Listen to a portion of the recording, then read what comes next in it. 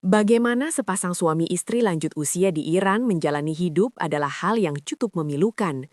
Terutama bagi suku nomaden di padang pasir, kondisi kehidupan mereka jauh lebih minim. Oleh karena itu, mencari kayu bakar menjadi pekerjaan wajib sehari-hari. Untungnya, di padang pasir saat musim dingin, banyak terdapat ranting pohon kering. Kayu bakar ini dapat memberikan kehangatan di malam hari yang dingin, sekaligus menjadi bahan bakar untuk memasak.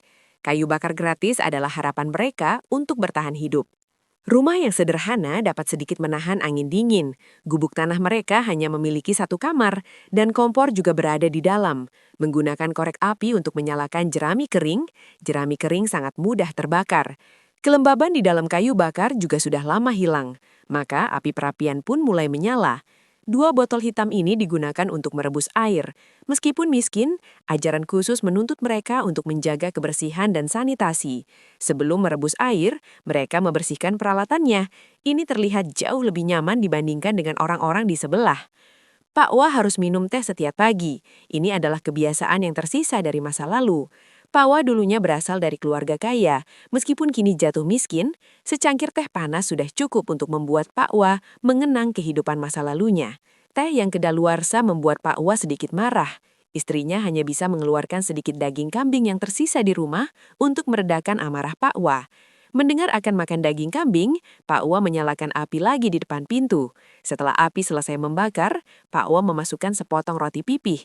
Karena tidak ada wajan datar, ini adalah satu-satunya cara untuk membuat makanan pokok. Kesulitan hidup tidak mematahkan semangat orang-orang yang cerdas. Hanya perlu menunggu sebentar, mereka sudah bisa makan roti pipih yang lezat. Sementara itu, memasak daging kambing juga sama sederhananya. Bawang bombay adalah sumber utama vitamin. Cukup tambahkan sedikit garam dan bumbu. Terakhir, tambahkan beberapa tetes minyak zaitun dan hidangan siap dimasukkan ke perapian. Tapi ini belum berakhir. Pak Wah ingin makan kacang-kacangan. Ini adalah sisa makanan terakhir yang mereka miliki. Makan ya makan saja. Dengan musim dingin yang begitu menusuk, mereka tidak tahu berapa hari lagi akan hidup. Jadi makan lebih banyak tidak akan merugikan. Ini menunjukkan betapa Pak Wah tahu cara menghemat. Selama dia tidak bergerak, dia bisa mengurangi konsumsi energi, tidur lagi sebentar, dan di dalam mimpi segalanya bisa terwujud. Hal pertama yang Pak Wah lakukan saat bangun adalah menggali keluar roti pipi tersebut. Jika tidak memikirkan warnanya, yang gosong dan renyah sepertinya cukup enak. Meskipun ada debu di atasnya, pemanggangan suhu tinggi sudah cukup untuk membunuh semua bakteri. Uap panas dari panci membawa aroma harum dan mereka bersiap untuk makan. Pak Wah mencuci tangan, membersihkan karpet, dan mulai membagi roti pipi besar itu. Pak Wah meremas roti pipi itu menjadi potongan-potongan kecil di mangkuk dan meminta istrinya untuk menuangkan sup panas di atasnya. Cara ini sangat mirip dengan yang ro Pak Mo di negara kami. Meskipun penampilannya tidak menarik, rasanya pasti luar biasa.